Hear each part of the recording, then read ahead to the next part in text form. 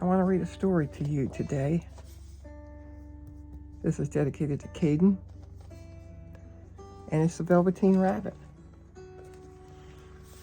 And I just like to read it to you. You could save this and go back to it whenever you feel like hearing a story. And here's the picture of the first page. First 2 pages. There was once a Velveteen Rabbit, and in the beginning, he was really splendid. He was fat and bunchy, as a rabbit should be. His coat was spotted brown and white. He had real thread whiskers, and his ears were lined with pink sateen. Take another look at him.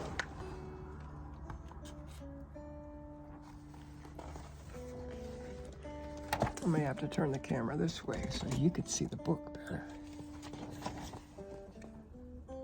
There you go. There it is. On Christmas morning, when he sat wedged in the top of the boy's stocking with a sprig of holly between his paws, the effect was charming. There were other things in the stocking, nuts and oranges, and a toy engine, and chocolate almonds, and a clockwork mouse, but the rabbit was quite the best of all. For at least 2 hours, the boy loved him, and then aunts and uncles came to dinner, and there was a great rustling of tissue paper and unwrapping of parcels, and in the excitement of looking at all the new presents, the Velveteen Rabbit was forgotten. Oh, the rabbit was forgotten.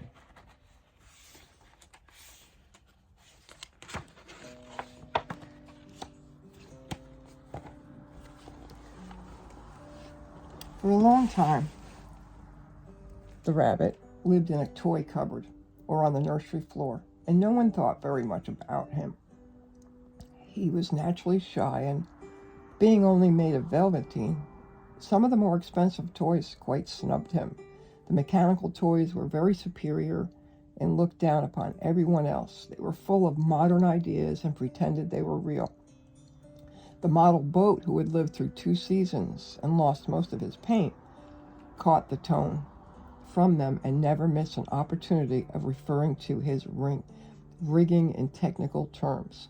The rabbit could not claim to be a model of anything, for he didn't know that real rabbits existed. He thought they were all stuffed with sawdust like himself, and he understood that sawdust was quite out of date and should never be mentioned in modern circles.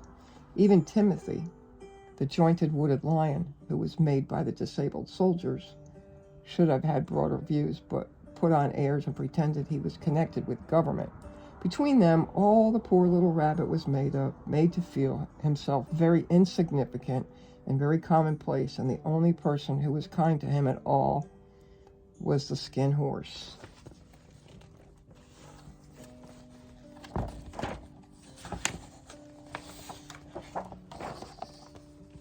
Take a look at that.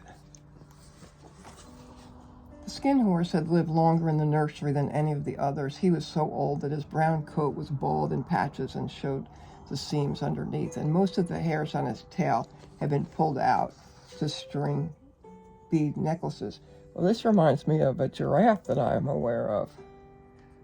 He was wise, for he had seen a long succession of mechanical toys arrive to boast and swagger, and by break their mainsprings and pass away, and he knew that they were only toys and would never turn into anything else. For nursery magic is very strange and wonderful, and only those playthings that are old and wise and experienced, like the skin horse, understand all about that. Kind of like Giraffe, Caden. "What is real?" asked the rabbit one day when they were lying side by side near the nursery fender, before Nana came to tidy the room. Before Baba came to tidy the room. "Does it mean having things that buzz inside you and a stick-out handle?" "Real isn't how you were made," said the skin horse. "It's a thing that happens to you. When a child loves you for a long, long time, not to play with, but he really loves you, then you become real." "Does it hurt?" asked the rabbit. Sometimes, said the Skin Horse, for he is always truthful. When you are real, you don't mind being hurt. Does it happen all at once, like being wound up, he asked, or bit by bit? It doesn't happen all at once, said the Skin Horse. You become. It takes a long time. That's why it doesn't often happen to people who break easily or have sharp edges or have to be carefully kept.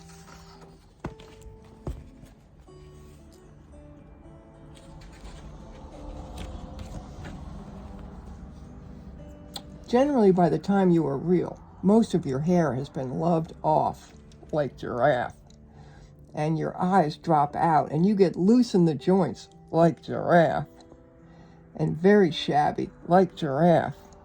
But these things don't matter at all, because once you are real, you can't be ugly, except to people who don't understand. I suppose you are real, said the rabbit, and then he wished he had not said it, for he thought the Skin Horse might be sensitive. But the Skin Horse only smiled. The boy's uncle made me real, he said. That was a great many years ago, but once you are real, you can't become unreal again. It lasts for always. The rabbit sighed. He thought it would be a long time before this magic called real happened to him. He longed to become real, to know what it felt like, and get the idea of growing shabby and losing his eyes and whiskers was rather sad. He wished that he could become it without these uncomfortable things happening to him.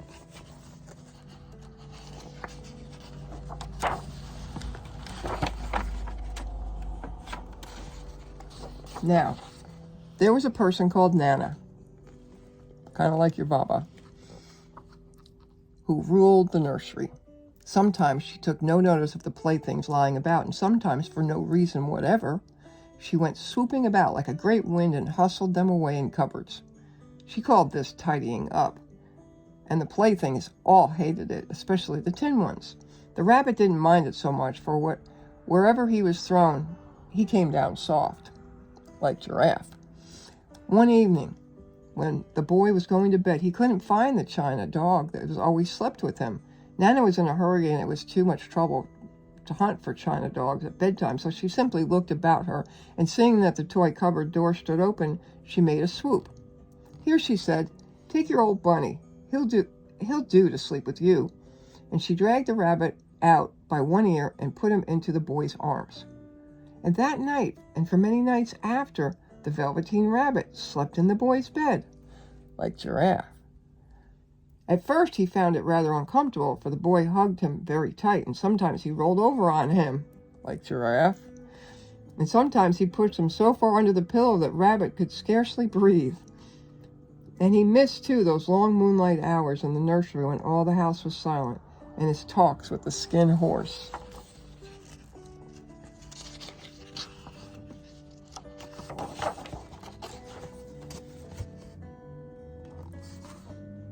But very soon he grew to like it, for the boy used to talk to him, and he made nice tunnels for him under the bedclothes that he said were like burrows the real rabbits lived in, and they had splendid games together in whispers when Nana had gone away to her supper and left the nightlight burning on the mantelpiece. When the boy dropped off to sleep, the rabbit would snuggle down close under his little warm chin and dream with the boy's hands clasped close around him all night long. And so time went on, and the little rabbit was very happy, so happy that he never noticed how his beautiful velveteen fur was getting shabbier and shabbier, and his tail coming unsewn, and all the pink rubbed off his nose where the boy had kissed him. Like giraffe, Caden. These pages are just the pictures right now.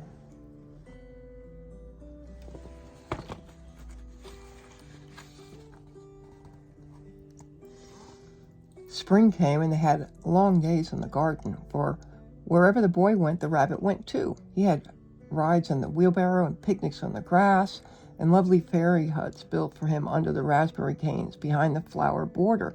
And once, when the boy was called away suddenly to go out to tea, the rabbit was left out on the lawn until long after dusk, and Nana had to come and look for him with the candle because the boy couldn't go to sleep unless the rabbit was there.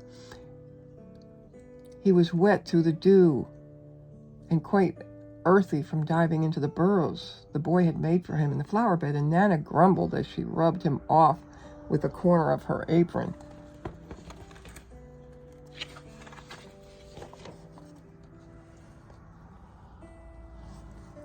"You must have your old bunny," she said. "Fancy all that fuss for a toy." The boy sat up in bed and stretched out his hands. "Give me my bunny," he said. "You mustn't say that. He isn't a toy. He's real." When the little rabbit heard that, he was happy, for he knew that what the skin horse had said was true at last. The nursery magic had happened to him, and he was a toy no longer. He was real. The boy himself had said it. That night, he was almost too happy to sleep, and so much love stirred in his little sawdust heart that it almost burst. And into his boot button eyes, that had long ago lost their polish, there came a look of wisdom and beauty, so that even Nana noticed it the next morning when she picked him up and said, "I declare, if that old bunny hasn't got quite a knowing expression." Like Giraffe.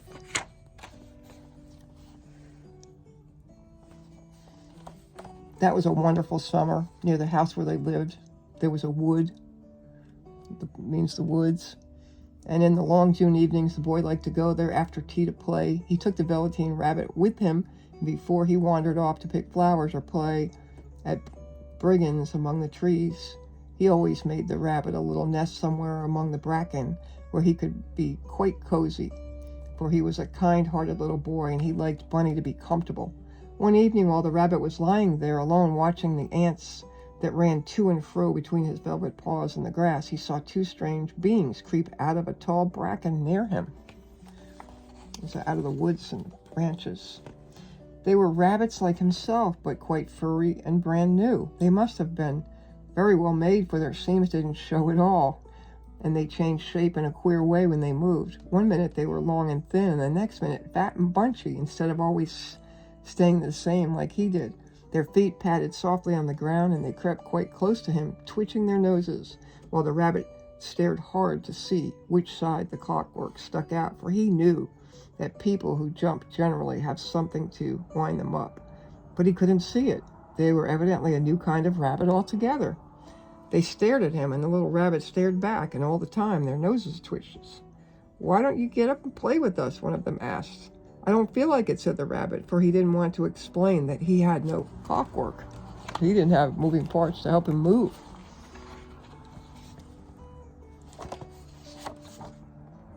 "Oh," said the furry rabbit, "it's easy as anything," and he gave a big hop sideways and stood on his hind legs. "I don't believe you can," he said. "I can," said the little rabbit. "I can jump higher than anything." He meant when the boy threw him, but of course he didn't want to say so. "Can you hop on your hind legs?" asked the furry rabbit. That was a dreadful question, for the Velveteen Rabbit had no hind legs at all. The back of him was made all in one piece, like a pincushion. He sat still in the bracken and hoped that the other rabbits wouldn't notice. "I don't want to," he said again. But the wild rabbits have very sharp eyes, and this one stretched out his neck and looked. "He hasn't got any hind legs," he called out. "Fancy a rabbit without any hind legs," and he began to laugh. "I have," cried the rabbit. "I've got hind legs. I'm sitting on them." Then he stretched them out and show me like this," said the wild rabbit, and he began to whirl around and dance till the rabbit got quite dizzy. "I don't like dancing," he said. "I'd rather sit still." But all the while, he was longing to dance, for a funny new tickly feeling ran through him, and he felt he would give anything in the world to be able to jump about like these rabbits did. The strange rabbit stopped dancing and came quite close. He came so close this time that his long whiskers brushed the Velveteen Rabbit's ear. Then he wrinkled his nose suddenly and flattened his ears, and he jumped backwards. I think he realized about that rabbit, didn't he? "He doesn't smell right," he exclaimed. "He isn't a rabbit at all. He isn't real." "I am real," said the little rabbit. "I am real. The boy said so." And he nearly began to cry. Then there was a sound of footsteps, and the boy ran past near them. With a stamp of feet and flash of white tails and two strange rabbits, they disappeared. "Come back and play with me," called the little rabbit. "Oh, do come back. I know I am real." But there was no answer. Only the little ants ran to and fro, and the bracken swayed gently where the two strangers had passed. The Velveteen Rabbit was all alone. Oh dear, he thought, why did they run away like that? Why couldn't they stop and talk to me? For a long time he lay very still watching the bracken and hoping that they would come back, but they never returned. And presently the sun sank lower and the little white moths fluttered out, and the boy came and carried him home.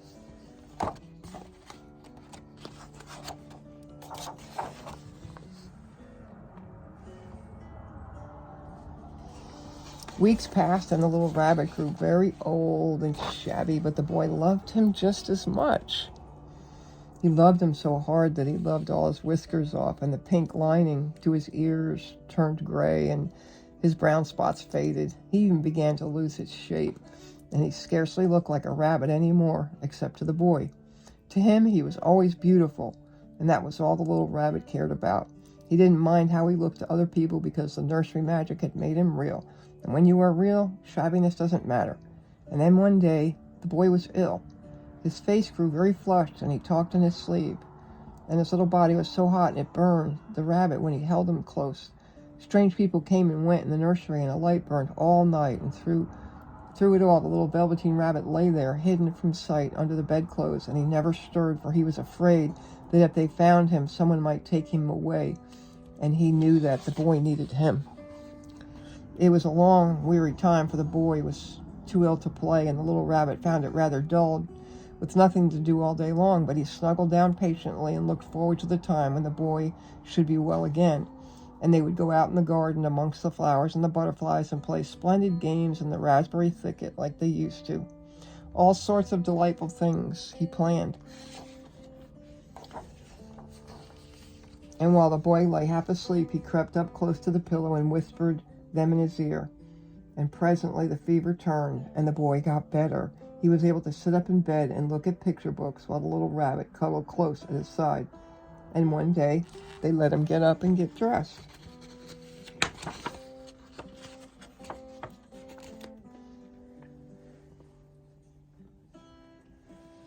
It was a bright sunny morning, and the window stood wide open. They had carried the boy out to the balcony wrapped in a shawl, and the little rabbit lay tangled up among the bedclothes, thinking.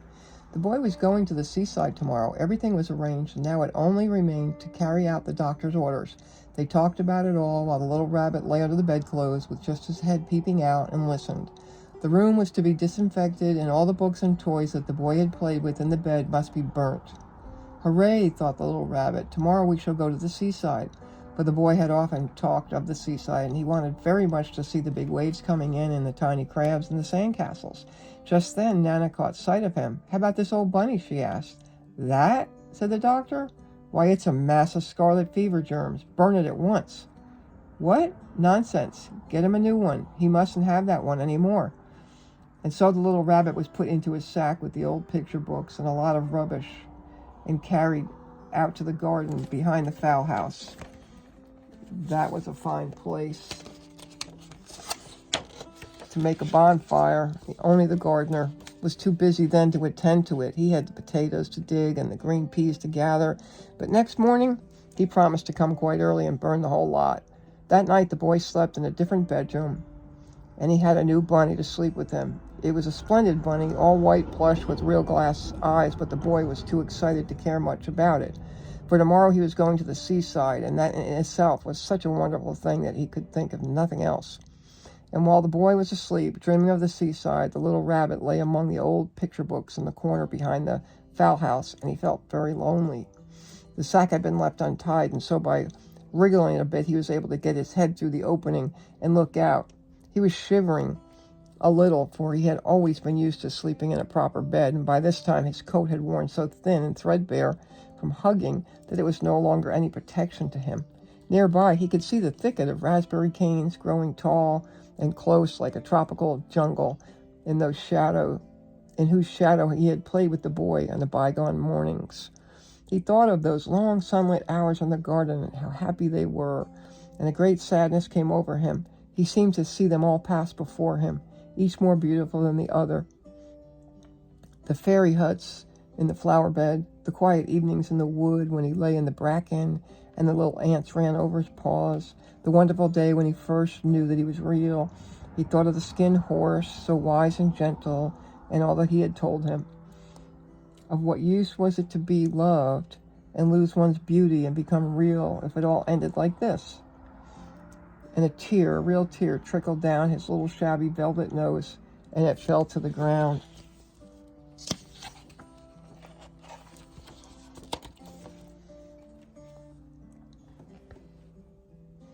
And then a strange thing happened. From where the tear had fallen, a flower grew out of the ground. A mysterious flower, not all like any that grew in the garden. It had slender green leaves the color of emeralds, and in the center of the leaves a blossom like a golden cup.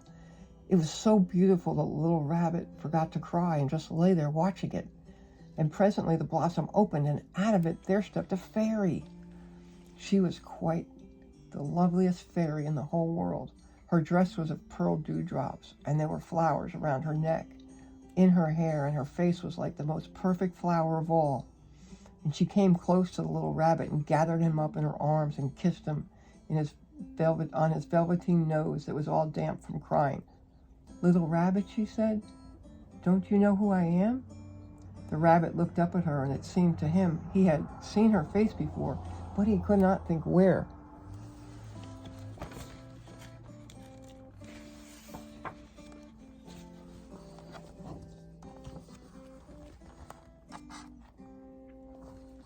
"I am the nursery magic fairy," she said. "I take care of all the playthings that the children have loved. When they are old and worn out and the children don't need them anymore, then I come and take them away with me, and I turn them into real." "Wasn't I real before?" asked the little rabbit. "You were real to the boy," the fairy said, "because he loved you. Now you shall be real to everyone." And she held the little rabbit close in her arms and flew with him into the wood.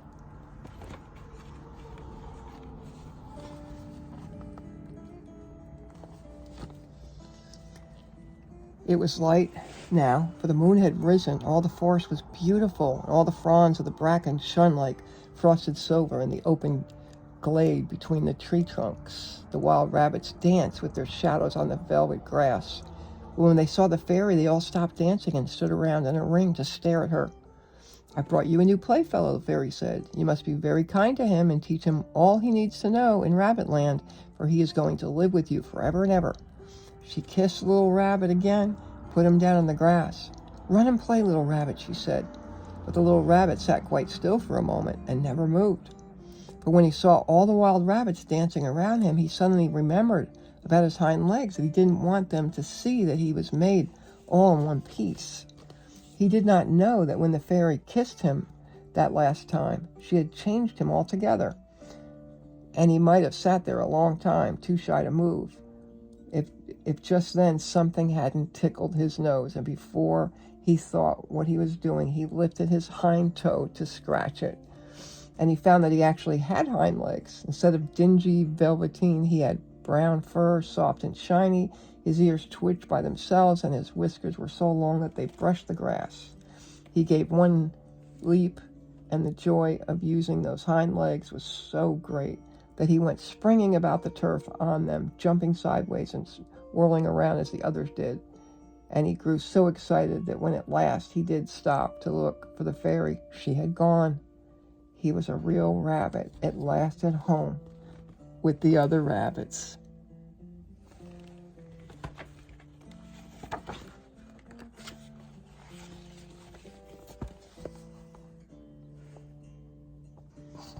This is the last page. Autumn passed in winter, and in the spring, when the days grew warm and sunny, the boy went out to play in the wood behind the house. And while he was playing, two rabbits crept out from the bracken and peeped at him.